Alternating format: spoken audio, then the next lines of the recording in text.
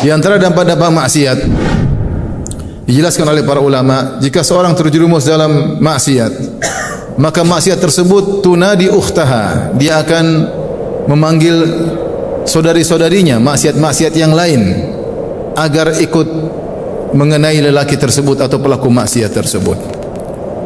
Oleh karenanya kata Allah Subhanahu wa taala, "Wa may yaqtarif hasanatan nazid lahu fiha husna." Kata Allah Subhanahu wa taala, siapa yang berbuat kebaikan, maka kami akan tambahkan kebaikan baginya. Mafhum mukhalafahnya, kebalikannya, siapa yang melakukan maksiat, maka dia akan terjerumus dalam maksiat-maksiat yang lain. Allah berfirman, "Falamma zagu azagallahu qulubahum." Tatkala mereka menyimpang, maka Allah menyimpangkan lagi hati mereka. Jika seorang sudah terjerumus dalam kubangan maksiat dan dia bergelimang dengan kemaksiatan, maka biasanya dia tidak hanya cukup pada satu maksiat saja, maka dia akhirnya akan terkotori dengan maksiat-maksiat yang lain. Karena maksiat yang dia lakukan akan memanggil teman-temannya maksiat-maksiat yang lain agar berkumpul bersatu pada lelaki tersebut atau pada pelaku maksiat tersebut. Ini yang terjadi. Betapa banyak orang melakukan maksiat dari satu maksiat, kemudian menggiring dia kepada maksiat berikutnya, pada maksiat berikutnya, kepada maksiat berikutnya. Lihatlah kemaksiatan misalnya musik-musikan dan nyanyian. Betapa banyak kita lihat kenyataan seorang penyanyi, pemusik akhirnya terjerumus pada maksiat yang lain. Minum khamar misalnya. Tidak sampai di situ, terjerumus pada maksiat yang lain lagi, misalnya narkoba. Tidak cukup di situ, bersambung pada maksiat yang lain lagi, misalnya zina dan selingkuh dan seterusnya. Maksiat memanggil maksiat-maksiat yang lain untuk datang bergabung bersamanya. Dan ini adalah dampak maksiat yang sangat buruk. Jika seorang tidak bertobat kepada Allah dengan tobat yang benar, tidak keluar dari kubangan maksiat tersebut, maka kotoran-kotoran maksiat yang beraneka ragam akan menerpanya. Di antara dampak maksiat, bahwasanya seorang yang bermaksiat akan dicabut kebahagiaan dari hatinya. Dia berusaha mencari kelezatan. Dia sangka dengan kelezatan maksiat tersebut dia akan meraih kebahagiaan. Namun kenyataannya kebahagiaan justru dicabut oleh Allah dari hatinya. Seorang yang berzina, dia merasa dengan berzina, gonta-ganti pasangan dia akan bahagia. Namun ternyata tidak. Semakin dia berzina, dia semakin tidak bahagia. Sehingga dia harus mencari yang lain, mencari yang lain, mencari yang lain. Tidak ada kepuasan Allah berikan kepadanya. Sampai akhirnya dia terjerumus dalam praktek-praktek hubungan intim yang nyeleneh atau yang salah, ya, yang menyimpang, dan dia tidak akan pernah mendapatkan kebahagiaan. Sementara seseorang yang mungkin hidup di perkampungan, menikah dengan nikah yang syar'i, memiliki istri yang mungkin biasa-biasa saja, namun dia merasakan kebahagiaan. Kenapa? Karena dia menjalankan atau menyalurkan syahwatnya dengan cara yang benar. Adapun orang yang menyalurkan syahwatnya dengan cara yang haram, dia tidak akan pernah puas.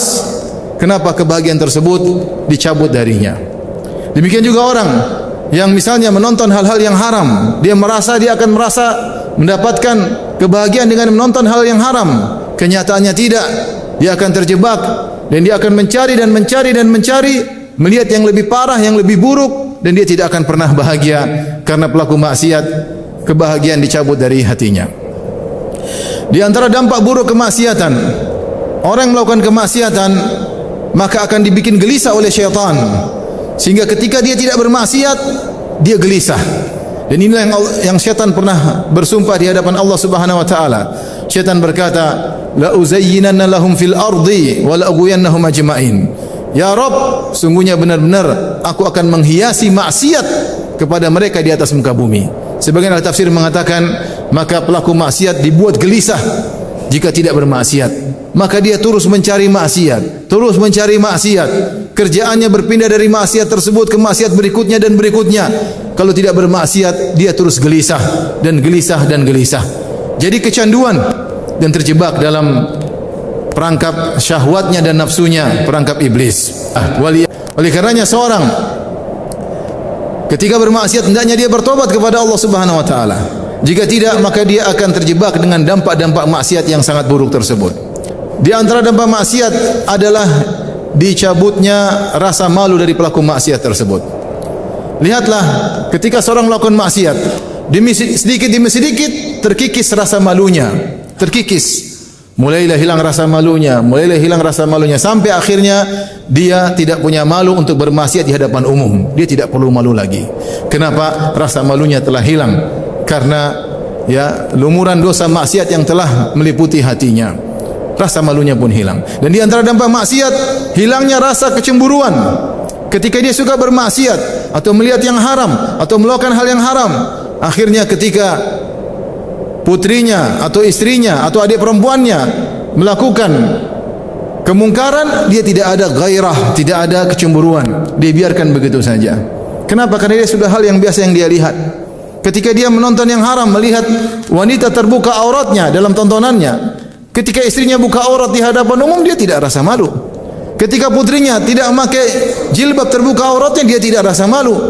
Rasa malunya hilang karena dia sudah biasa melihat pemandangan tersebut. Maksiat yang sering dia lakukan, tidak ada kecemburuan, dicabut dari hatinya. Waliyadzubillah.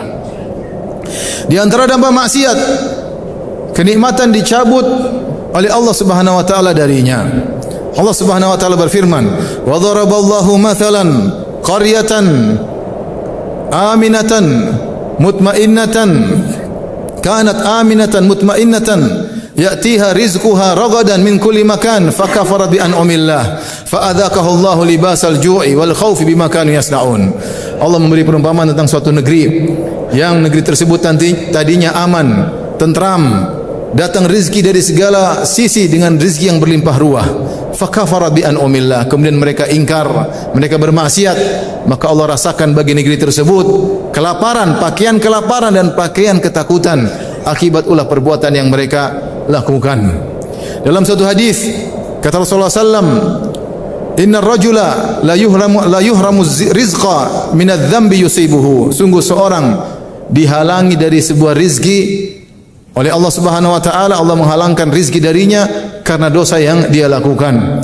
Hadis ini meski musanadnya bermasalah tapi maknanya benar. Karena dalam ayat Allah Subhanahu wa taala berfirman, "Wa may yattaqillaha yaj'al lahu makhraja wa yarzuquhu min haitsu la yahtasib." Siapa yang bertakwa kepada Allah, maka Allah akan berikan solusi baginya dan Allah akan berikan rezeki kepadanya dari arah yang dia tidak sangka-sangka. Jika dia bermaksiat, maka rezeki tersebut bisa dicabut oleh Allah Subhanahu wa taala. Rezeki tersebut bisa saja berupa harta, berupa materi, dan rezeki tersebut bisa saja kenikmatan-kenikmatan yang lain. Bisa jadi rumah tangganya rusak, bisa jadi anaknya nakal, bisa jadi kebahagiaan dicabut dari hatinya, dan berbagai macam rezeki-rezeki Allah cabut darinya gara-gara maksiat yang dia lakukan. Di antara dampak maksiat, sebagaimana disebutkan oleh Ibnu Qayyim rahimahullahu taala, bahwasanya hati berkhianat ketika saat dibutuhkan untuk tidak berkhianat. Seperti contohnya ketika seorang sedang salat, karena dia terlalu banyak bermaksiat, dia ingin khusyuk, hatinya tidak mau, hatinya berkhianat, tidak mau. Dia suruh hatinya khusyuk, hatinya tidak mau. Kenapa? Hatinya sudah banyak bermaksiat. Dan lebih berbahaya lagi ketika dia akan meninggal dunia, tatkala sakaratul maut. Betapa banyak orang ketika sakaratul maut disuruh mengucapkan la ilaha illallah, dia tidak bisa. Ada di antara mereka yang bernyanyi, ada di antara mereka menyebutkan perkataan-perkataan sedang berjudi. Tidak bisa dia ucapkan la ilaha illallah. Hatinya berkhianat kepadanya di saat-saat dia membutuhkan. Waliyadzubillah. Oleh kerana seorang kalau terbiasa dengan maksiat, biasanya itu yang keluar tatkala ruhnya dicabut oleh Allah Subhanahu wa taala. Ketika malaikat maut mencabut rohnya, maka tidak keluar kalimat-kalimat indah, tidak keluar la ilaha illallah. Kenapa? Isi hatinya bukan itu. Ya. Kullu ina'in bima fihi yandahu. Sebagaimana dikatakan oleh pepatah Arab, semua namanya ceret yang dikeluarkan adalah isinya. Kalau isinya bukan Al-Quran, kalau isinya bukan pengagungan terhadap Allah Subhanahu wa taala, kalau isinya bukan mengingat Allah Subhanahu wa taala, tapi isi hatinya adalah maksiat, nyanyian, musik-musikan, judi, khamar, wanita dan yang lainnya, maka itu akan keluar ketika dia akan meninggal dunia. Maka sulit dia mengucapkan la ilaha illallah. Belum lagi dampak maksiat di alam barzakh. Maka datang maksiat dalam bentuk seorang yang sangat buruk rupa, yang sangat busuk baunya. Maka sang mayat berkata, "Man anta, siapa engkau?" Maka orang yang buruk rupa tadi berkata, "Ana amaluka sayyi." Aku adalah amalmu yang buruk selama kau di dunia. Belum lagi dampaknya ketika di padang mahsyar, ketika dia dibangkitkan. Bisa jadi Allah menampakkan maksiat yang biasa dia lakukan. yang mungkin disembunyikan olehnya, maka pada hari itu yauma tubalas sarair, hari di mana rahasia diungkap, maka akan terlihatkanlah keburukannya, maksiatnya di hadapan khalayak. Belum lagi ketika dia di atas sirat, maka akan sulit kakinya untuk melangkahkan kaki menuju surga Allah Subhanahu wa taala. Wal iyad billah. Ketika seorang melakukan maksiat, kemudian tidak dia merasakan dampaknya, dia merasa nyaman-nyaman saja. Dia merasa rezekinya lancar saja. Dia merasa dia sehat-sehat saja. Dia merasa jabatannya semakin naik. Ketahuilah bahwasanya maksiat pasti ada dampaknya. Walabud, kata Ibnu Al-Qayyim, pasti ada dampaknya meskipun belakangan. Karena maksiat seperti racun yang masuk dalam tubuh. Terkadang dampaknya tidak cepat, bisa jadi bertahun-tahun, bisa jadi puluhan tahun, bisa jadi tatkala dia menjelang meninggalkan dunia ini. Waliyadzubillah. Oleh karenanya Allah Subhanahu wa taala memerintahkan kepada Nabi Muhammad sallallahu alaihi wasallam, Allah berfirman, "Qul inni akhafu in asaitu rabbi adzab yaumin azim." Katakanlah wahai Muhammad, sungguhnya aku takut jika aku bermaksiat kepada Rabbku, aku takut dengan azab yang akan datang di hari yang sangat dahsyat, yaitu azab di hari kiamat. Semoga Allah Subhanahu wa taala menjauhkan kita dari maksiat-maksiat kepada Allah Subhanahu wa taala. Dan siapa di antara kita yang masih bermaksiat, semoga dianugerahi taubat kepada Allah Subhanahu wa taala.